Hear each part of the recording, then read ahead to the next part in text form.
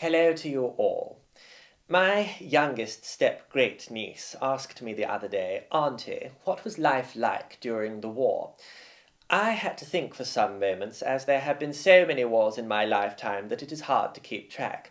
Father tended to blame them all on Catholics or the metric system, depending on the strength of his medication, but I have always suspected things are a little simpler than that. Anyway, after a great deal of questioning, it became apparent that Clytemnestra was referring to the Second World War. You may have heard of it. Back then, I was married to Bertie, my first husband, though like so many of my fellow countrywomen, I was to become a widow before 1944 was out. Bertie was just another highly decorated English officer whose life ended in a highly decorated Ethiopian brothel. The circumstances of his death have never been fully explained, but they do sound particularly uncomfortable. Living in the countryside, as I did back then, the war seemed a very long way away, but we all tried to do our bit. I knitted furiously, producing dozens of sweaters and pairs of socks for the troops, as well as an emerald green onesie for Mr. Winston Churchill, who was an old family lover. He told me he wore it to every meeting of the war cabinet, so I like to think I played my part in beating Hitler. Now, the hall was so terribly large it seemed silly rattling around in it by myself, so I invited some of the RAF pilots from the local air base to come and stay.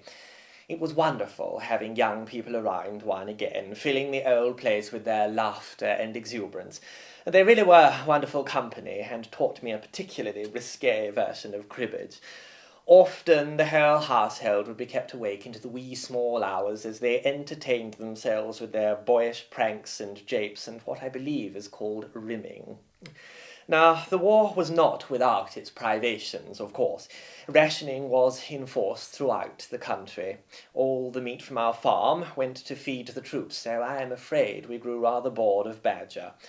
We turned the formal garden over to fruit, and they looked after it terribly well.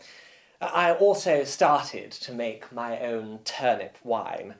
It was terribly popular at the parties I hosted throughout the war. Well, we weren't going to let Mr. Hitler take all the fun from our lives, although naturally wartime interruptions to the amphetamine supply lines did dampen the joie de vivre of the Herefordshire set. Now, of course, once the Americans entered the war, the picture brightened considerably. The countryside was flooded with GIs brandishing nylon stockings, for which my butler at the time was eternally grateful, and one soon became inured to the continual groping. I was in the library one morning with the footmen, cataloguing the extensive collection of Georgian pornography left me by my father, when I happened on Mr. Alan Turing's paper on the computability of numbers with an application to the Entscheidungsproblem, where it was tucked away amongst some back issues of the Lady. Well, what a gripping read.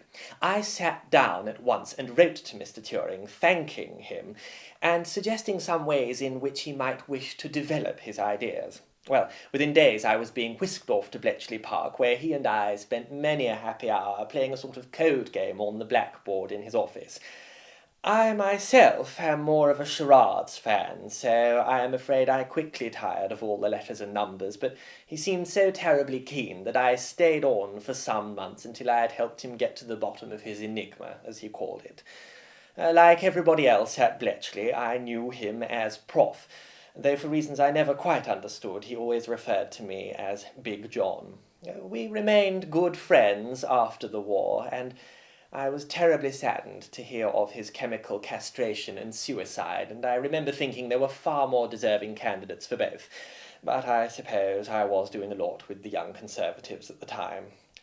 It was through Prof, of course, that I first met President Roosevelt, and I have had a long association with the Oval Office ever since. Although, at my age, one does tend to forget the order in which the presidents came. One never forgets the carpet burn. As the war drew to a close, I spent more and more time in London, trying to rekindle my pre-war social life. It was at one of the more louche supper and tiddlywinks clubs in Mayfair that I was swept off my feet by the Polish aristocrat who was to become my second husband. We were married by VE Day, despite the warnings of my mother, who said no good would come of my becoming Countess Zaporozhinsky-Vachilovich. But I was young and foolish and discovering the delights of erotic asphyxiation. My only thoughts were of high scores in Scrabble, though I soon learned one cannot use a proper noun. Ah, the naivety of youth. Anyway, I must go now, as my uppers are beginning to wear off. I'm sure, as ever, it has been a terrific pleasure for you to listen to me.